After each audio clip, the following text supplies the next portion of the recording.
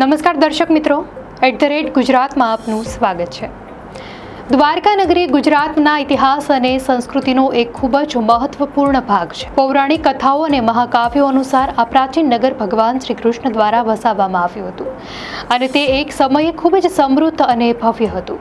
દર્શક મિત્રો, જન્માષ્ટમી નિમિત્તે જાણીએ કે ગુજરાતની દ્વારકા દરિયામાં ડૂબી એ પહેલા ત્યાં કોણ રહેતું હતું અને પ્રાચીન નગર કેવું હતું। ગુજરાતના દરિયાકાંઠે આવેલું દ્વારકા નગર હિન્દુ પૌરાણિક કથાઓમાં વિષ્ણુના 10 અવતારમાંથી એક અવતાર મનાતા કૃષ્ણના ભક્તો અને માન્યતાઓને વિજ્ઞાનની કસોટીની એરણે મૂકીને અભ્યાસ કરતા વિદ્વાનોને એક સરખું આકર્ષે છે।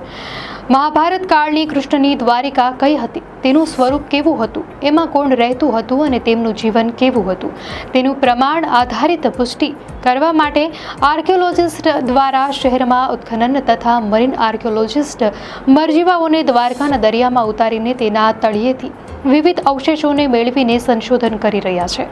એક ટીમ દ્વારકાના પેટાળમાં ફરીથી ઉત્ખનન સંશોધન કરવા માટે ગઈ હતી। દાયકાઓથી દ્વારકા ખરેખર કેવી રીતે ડૂબી ગઈ હતી તે જાણવા માટે થયેલા પ્રયાસોમાં મૂળ દ્વારકા કઈ હતી તે પણ નક્કી કરવા માટે અભ્યાસ કરવામાં આવ્યો હતો। પુરાણો, દંતકથાઓ અને આધુનિક પુરાતત્વીય સંશોધનોના આધારે એવું માનવામાં આવે છે કે હાલની દ્વારકા શહેર અને તેની આસપાસના અન્ય સ્થળો વચ્ચે મૂળ દ્વારકાનું સ્થાન નક્કી કરવામાં આવ્યું છે।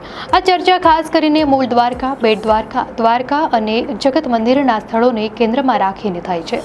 પ્રાચીન ગ્રંથો અનુસાર ભગવાન શ્રી કૃષ્ણએ જરાસંઘના આક્રમણોથી મથુરાના યાદવોને બચાવવા માટે કૌશસ્થલી નામના સ્થળે એક નવું શહેર વસાવ્યું, જે પાછળથી દ્વારકા તરીકે ઓળખાયું। આ શહેરનું નિર્માણ સમુદ્રમાંથી જમીન મેળવીને દેવશિલ્પી વિશ્વકર્મા દ્વારા કરવામાં આવ્યું હતું। આ ગ્રંથોમાં વર્ણવ્યા મુજબ ભગવાન કૃષ્ણના અવસાન બાદ આ નગરી સમુદ્રમાં ડૂબી ગઈ હતી। આ વર્ણનોના આધારે પુરાતત્વવિદોએ એવા સ્થળોની શોધ શરૂ કરી જે પ્રાચીન દ્વારકા હોઈ શકે।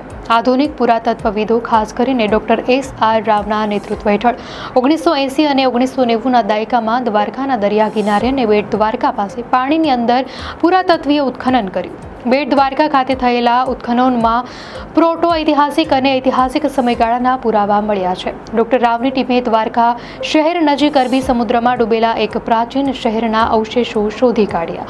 અવશેષોમાં પથ્થરના મોટા બ્લોક્સ, જેટી, કિલ્લાની દિવાલો અને અન્ય સ્થાપત્યના ભાગોનો સમાવેશ થાય છે। આ પુરાવા સૂચવે છે કે એક સમયે અહીં એક મોટું અને સમૃદ્ધ બંદર હતું, જે સમુદ્રમાં ગરક થઈ ગયું। હાલનું દ્વારકા શહેર અને જગત મંદિર 7મી દ્વારકા હોવાનું માનવામાં આવે છે। આદિ શંકરાચાર્ય 8મી સદીમાં અહીં શારદા મઠની સ્થાપના કરી, જેના કારણે આ સ્થળ હિન્દુ ધર્મના 4 ધામોમાંથી એક તરીકે સ્થાપિત થયું।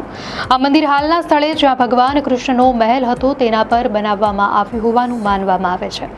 આ એક પૌરાણિક અને વર્તમાન સ્થળનું નામ છે, જે ગીર સોમનાથ જિલ્લાના કોડીનાર નજીક આવેલું છે। અહીં પ્રાચીન મંદિર હોવાનું કહેવાય છે, પરંતુ પુરાતત્વીય પુરાવાઓ સમુદ્રમાં ડૂબેલા શહેરને જ મૂળ દ્વારકા તરીકે વધુ સમર્થન આપે છે। આ ટાપુ દ્વારકાથી થોડી દૂર આવેલો છે। આ શહેર જ્યાં દ્વારકાધીશ મંદિર આવેલું છે તે કૃષ્ણના સમયની દ્વારકાના સ્થાન પર જ બનેલું માનવામાં આવે છે, પરંતુ તે સમય જતાં અનેક વખત ડૂબી ગયું હોવાથી હાલનું શહેર અને મંદિર નવા બાંધકામ પર આધારિત છે।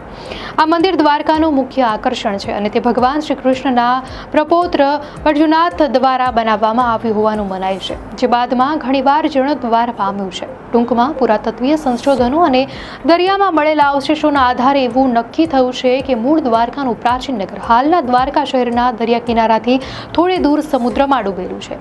બેટ દ્વારકા, જગત મંદિર અને આજનું દ્વારકા શહેર તે પૌરાણિક વારસા સાથે સંકળાયેલા અલગ અલગ સ્થળો છે। વર્ષોથી એવી માન્યતા રહી છે કે દ્વારકા નગરી સમુદ્રમાં ડૂબી ગઈ હતી, પરંતુ શું આ માત્ર એક પૌરાણિક કથા છે કે વાસ્તવિકતા? આ રહસ્યને ઉકેલવાના પ્રયાસો દાયકાઓથી ચાલી રહ્યા છે।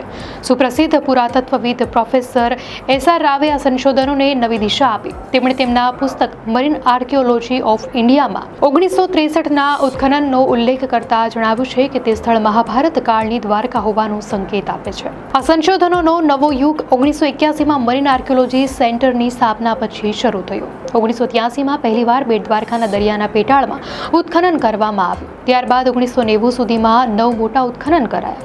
આ સંશોધનોનો વ્યાપ 1991-92માં વધુ ફેલાયો, જ્યારે દ્વારકા, બેટ દ્વારકા અને સોમનાથમાં મોટા પાયે ખોદકામ કરવામાં આવ્યું। 1995 સુધીમાં તો 18થી વધુ મોટા ઉત્ખનન થઈ ચૂક્યા હતા। સમુદ્રના પેટાળમાંથી મળેલા બાંધકામના નમૂનાઓ અને અવશેષો સ્પષ્ટપણે દર્શાવે છે કે અહીં એક સુવ્યવસ્થિત શહેર અને એક મહત્વપૂર્ણ બંદર હતું. ડોક્ટર ત્રિપાઠીએ કહ્યું કે અનેક સાહિત્યિક સ્ત્રોતો અને પુરાણોના આધારે જ સંશોધકોએ હાલની દ્વારકાને સૌથી સંભવિત જગ્યા તરીકે ચિહ્નિત કરી અને ઉત્ખનન શરૂ કર્યું. આ તમામ પુરાવાઓ સૂચવે છે કે દ્વારકા માત્ર પૌરાણિક કથા નથી, પરંતુ એક વાસ્તવિકતા હતી જે સમય જતાં સમુદ્રના ગર્ભમાં સમાઈ ગઈ. આ સંશોધનોએ આપણને આપણા ભવ્ય ભૂતકાળ સાથે ફરીથી જોડી દીધા છે. સુપ્રસિદ્ધ પુરાતત્વવિદ પ્રોફેસર એસ.આર. રાવે તેમના પુસ્તકમાં આ વિશે ખૂબ જ રસપ્રદ માહિતી આપી છે.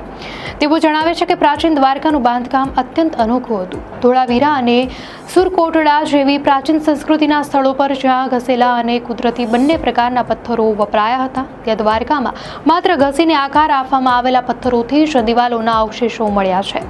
આ ઉપરાંત તેમણે એ પણ જણાવ્યું છે કે દ્વારકાના મકાનો ખૂબ મોટા હતા. ભલે સંપૂર્ણ મકાનો ન મળ્યા હોય, પણ જે અવશેષો મળ્યા છે તેના પરથી અંદાજ લગાવી શકાય છે કે ઘર 20 મીટર લાંબા અને 10 મીટર પહોળા હોઈ શકે છે.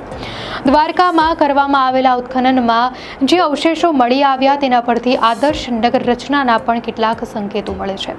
મળી આવેલા અવશેષો પરથી પ્રતીત થાય છે કે દ્વારકા લગભગ 4 કે 6 ચોરસ કે લંબચોરસ ભાગમાં વહેંચાયેલું હોવું જોઈએ. કિલ્લાના ઓછામાં ઓછા 4 પ્રવેશ દ્વારો હોય તેવું ફલિત થાય છે. તેનાથી વધુ પણ હોઈ શકે. દ્વારકા એ ગોમતી નદી દરિયાને જ્યાં મળે છે એ મુખ પર આવેલું હોવાથી ત્યાં વેરહાઉસ પણ બનાવવામાં આવ્યું હોય તેવું ફલિત થાય છે. આવતા જતા વહાણો માટે તેનાથી સરળતા રહેતી હતી એવું માની શકાય. પુરાતત્વવિદ પ્રોફેસર એસ.આર. રાવે તેમના સંશોધનોમાં આ અંગે અગત્યની માહિતી પણ આપી છે. તેઓ લખે છે કે પ્રાચીન દ્વારકામાં ઈસવીસન પૂર્વે 2300ની આસપાસ એક વિશાળ બંદર હતું, જેમાં 240 મીટર લાંબુ અને 13 મીટર પહોળું એક પ્લેટફોર્મ હતું. તેની બાજુમાં જ 64 બ્લોકનું મોટું વેરહાઉસ પણ મળી આવ્યું હતું. આ દર્શાવે છે કે દ્વારકા માત્ર એક ધાર્મિક નગરી જ નહીં, પણ એક મહત્વનું વ્યાપારિક કેન્દ્ર પણ હતું. હવે જાણીએ કે બેટ દ્વારકામાં કોણ રહેતું હતું. આ શિલાલેખો એ વાતનો પ્રથમ સચોટ પુરાવો છે કે ઈસવીસન પૂર્વે 1001 થી 2000 સુધીમાં લખવાની કળા પ્રચલિત હતી અને દ્વારકાના લોકો સુશિક્ષિત હતા. પ્રોફેસર એસ.આર. રાવના મતે આ લિપિએ આગળ જતા ઇન્ડસ લિપિના વિકાસમાં મોટો ભાગ ભજવ્યો અને ઇન્ડસ અને બ્રાહ્મી લિપિ વચ્ચેની ખૂટતી કડીને જોડવામાં પણ મદદ કરી. આ શિલાલેખો પર વપરાયેલા શબ્દો એ પણ સૂચવે છે કે મહાભારત કાળમાં સંસ્કૃત ભાષાનો ઉપયોગ કેટલો પ્રમુખ હશે. આ ઉપરાંત આ સંશોધનોએ તે સમયની કળા અને સંસ્કૃતિ પર પણ પ્રકાશ પાડ્યો છે. દ્વારકામાંથી મળી આવેલા માટીના વાસણો અને અત્તરની શીશીઓ પરથી તે સમયની કળા કારીગરીનો અંદાજ મળે છે. પ્રોફેસર રાવ વધુમાં જણાવે છે કે પ્રાણીઓના સીલ પરથી તે સમયના જુદા જુદા સમૂહો વિશે પણ ખ્યાલ આવે છે. ઉદાહરણ તરીકે બળદનું સીલ કદાચ ખેતી સાથે સંકળાયેલા લોકો દર્શાવે છે, જ્યારે બકરીનું સીલ માલધારી સમૂહોનું પ્રતિનિધિત્વ કરે છે. મળી આવેલું યુનિકોર્ન, જે હકીકતમાં શિંગડાવાળો ઘોડો છે, તે દેવતાનું પ્રતીક હોવાનું મનાય છે. પશુપતિ સીલમાં 3 મોંવાળા દેવતાનું ચિત્ર પણ મળી આવ્યું છે. આ બધી શોધો એ વાતનો પુરાવો આપે છે કે પ્રાચીન દ્વારકા એક અત્યંત વિકસિત, શિક્ષિત અને સાંસ્કૃતિક રીતે સમૃદ્ધ નગરી હતી. આમ ડૂબી ગયેલી દ્વારકા નગરી માત્ર ઇતિહાસનો એક ભાગ નથી, પરંતુ આપણા પૂર્વજોની બુદ્ધિ, કળા અને સંસ્કૃતિનો પણ જીવંત પુરાવો છે. દર્શક મિત્રો, આ માહિતી આપને કેવી લાગી? આપની પ્રતિક્રિયા અમને કોમેન્ટમાં ચોક્કસથી જણાવશો. અને જો આપને આ વિડીયો સારો લાગ્યો હોય તો વિડીયોને લાઇક કરો અને ચેનલને સબસ્ક્રાઇબ કરો.